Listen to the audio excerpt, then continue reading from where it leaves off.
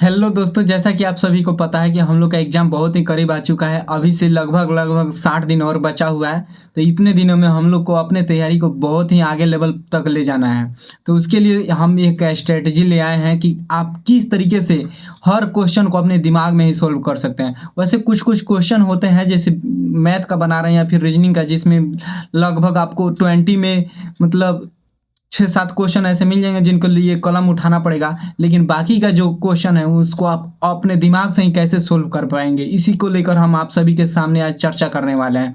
तो चलिए हम बताते हैं कि किस तरीके से आप मैथ या रीजनिंग अपने दिमाग में क्वेश्चन सोल्व करने से पहले आपके पास एक प्रैक्टिस होनी चाहिए। जैसे कि हम कॉपी कलम पर बनाते हैं ना, उसमें आप यदि ज़्यादा से ज़्यादा प्रैक्टिस किए रहेंगे अपने दिमाग से, जैसे कि अभी आप टीचर से पढ़ रहे हैं और टीचर से पढ़ रहे हैं, उसी समय आप अपना नोट्स तैयार कर रहे हैं, अपना क्वेश्चन बना रहे हैं, तो उस समय जो आपका दिमाग रहता है वो एज ए कॉपी पेस्ट करता है। लेकिन यदि आप उस क्वेश्चन को, जो क्वेश्चन टीचर दिए हुए हैं, अपने दिमाग से टोटली अपने ऊपर लेकर उस क्वेश्चन को यदि आप बना रहे हैं, तो समझ लीजिए वो आपका प्रैक्टिस हुआ, वही हुआ सेल्फ स्टडी। तो उसमें यदि आप प्रैक्टिस बार बार कर ले रहे हैं, बार बार कर ले रहे हैं, लगभग लगभग आप 1 से 2 महीना तक इस तरीके से अगर प्रैक्टिस कर ले रहे हैं, हर चैप्टर की, हर टाइप के क्वेश्चन की प्रैक्टिस कर ले रहे हैं, उसके बाद आप दिमाग से प्रैक्टिस करने के प्रयास कर लीजिए।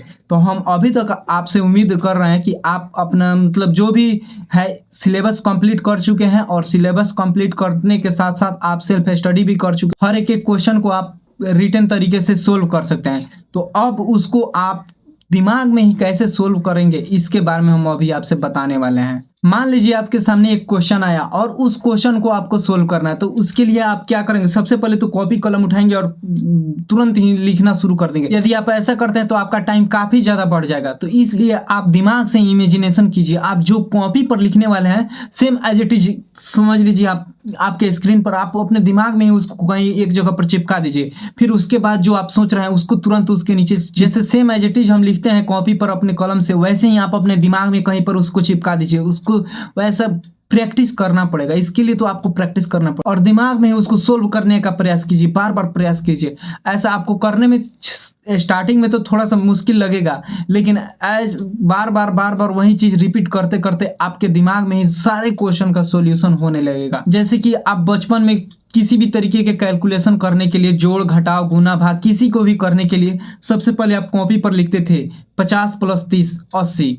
तो वहाँ पे हम 50 + 30 करके वहाँ पे 0 0 0 और 5 और 3 8 करके नीचे लिखते थे, तो 80 हो जाता था। वैसे ही आप अपने दिमाग में उसको सोल्व कीजिए। जैसे 50 और 30 इमेजिनेशन कीजिए, 50 ऊपर है, 30 नीचे है, अपॉन उसके नीचे कैलकुलेट कीजिए 0 8, तुरंत 80 बन गया। तो अपने दिमाग में कैलकुलेट करने का प्रयास कीजिए, तो इसमें आपका समय काफी बचेगा और आपका दिमाग पूरी तरीके से एक्टिव हो जाएगा। ये ऐसा करने से सिर्फ आपका एजुकेशन सिस्टम ही नहीं, आपका पूरा दिमाग आपके कंट्रोल में होने लगेगा। लेकिन इसके लिए आपको बार बार प्रैक्टिस करनी पड़ेगी। स्टार्टिंग में अभी आप बना रहे हैं, जो कुछ भी कर रहे हैं, हर दिन आधा घंटा, मतलब मॉक टेस्ट लगाने के बाद आधा घंटा आप ऐसा कीजिए कि हर एक एक क्वेश्चन को अपने दिमाग में ही सोल्व करने का प्रयास कीजिए। यदि दिमाग से नहीं हो रहा है तब कॉपी कलम उठाइए, लेकिन पहले ही उसे अपने दिमाग में ही कैलकुलेट करने का प्रयास कीजिए। जितना अपने दिमाग में कैलकुलेट कीजिएगा उतना ज़्यादा आपका प्रैक्टिस बढ़ेगा, और फिर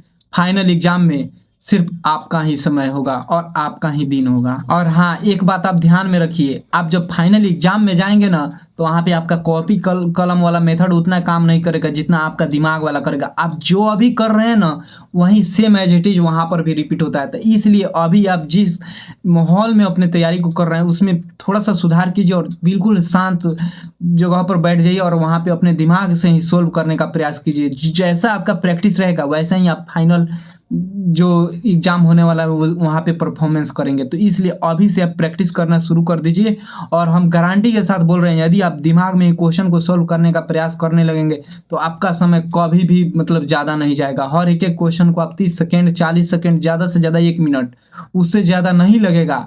आज हम बता रहे हैं आपको, पिछला हम एग्जाम दिए हुए थे, उसके बाद में अभी मतलब 4-5 दिन इधर से हम तैयारी करने का शुरू किए हैं। SSC के बीच में लगभग 8-9 महीने का गैप है। उतने दिनों में हम एक भी बुक नहीं पढ़े हैं, एक भी मतलब कॉपी कलम उठाकर नहीं पढ़े हैं SSC के लिए। और आज मॉक लगाए हैं, तो पिछला जो हम तैयारी किए हुए थे वही सेम एज इट इज अभी लगाए हैं, और आज 110 स्कोर लाए हुए हैं।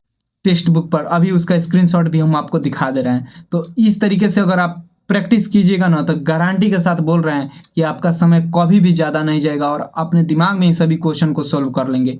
तो बिना कॉपी कलम उठाए ही क्वेश्चन को सोल्व करने का प्रैक्टिस कीजिए, क्योंकि यही वो तरीका है जिससे आपके स्कोर में बूस्ट मिल सकता है। अन्यथा जैसे आपका टाइम कम पड़ रहा है वैसे ही कम पड़ते रहेगा। तो दिमाग में क्वेश्चन सोल्व करने का प्रयास कीजिए, टोटली दिमाग में ही सोल्व करने का प्रयास कीजिए।